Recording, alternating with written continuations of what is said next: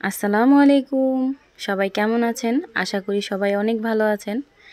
আজকে আমি একদম সহজভাবে দেখানোর চেষ্টা করব পাতা পাকন পিঠা।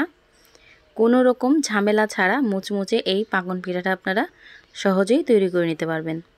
এখন দেখে নেই আমি কিভাবে এই পাকন পিঠাটা বানাইছি। এই পিঠাটা বানাতে চালের একটা কাই করতে হবে, এজন্য আমি আগে থেকেই গরম পানি আর লবণ দিয়ে দিলাম। গরম পানিটা যখন বলক চলে আসছে ওই পর্যায়ে আমি শুকনো চালের গুঁড়ি দিয়ে দিছি।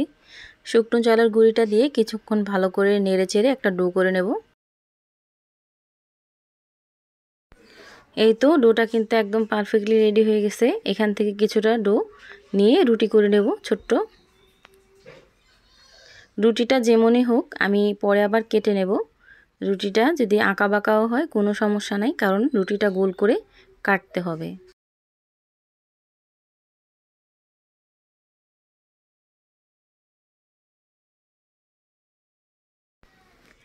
এই তো আমি রুটিটা কিন্তু কেটে নিছি। এখন একটা পিৎজা কাটারের সাহায্যে ঠিক এইভাবে আমি পাতার শেপ দিয়ে নিব। আপনারা দেখে নিশ্চয়ই বুঝতে পারতেছেন আমি কিভাবে পাতার শেপটা দিতেছি।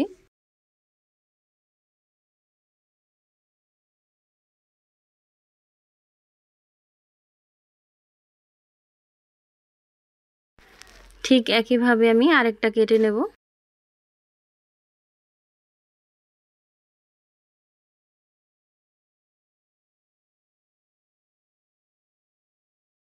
এভাবে আমি সবগুলো পাতাই কেটে নিছি।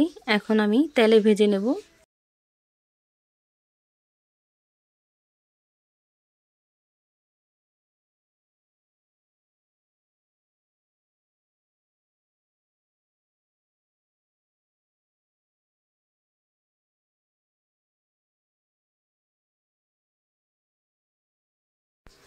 চুলার আঁচটা মিডিয়াম টু লো হিটে রেখে গোল্ডেন ব্রাউন কালার করে ভেজে নেবেন।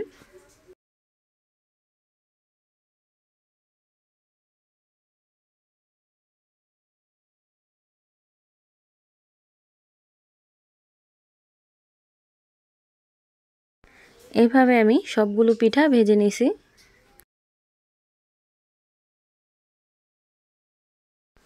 এইভাবেও পিঠাগুলো খেতে কিন্তু অসাধারণ হয়।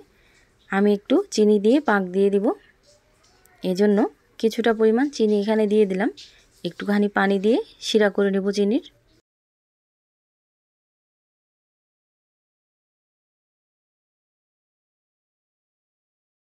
এই তো চিনির শিরাটা হয়ে গেছে। এখন আমি চুলাটাকে অফ করে আগে থেকে যে বানিয়ে রাখা পিঠাগুলো ওগুলো দিয়ে ভালো করে নেড়ে চেড়ে চুলাটাকে অফ করে দিছি।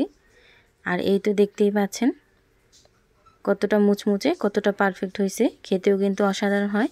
বাসায় অবশ্যই একদিন ট্রাই করে দেখবেন, ইনশাল্লাহ আপনাদের কাছেও খুব ভালো লাগবে। আমার এই ভিডিওটা যদি ভালো লেগে থাকে তাহলে অবশ্যই আমার চ্যানেলটা সাবস্ক্রাইব করে দিবেন। সবাই ভালো থাকবেন, সুস্থ থাকবেন। আল্লাহ হাফেজ।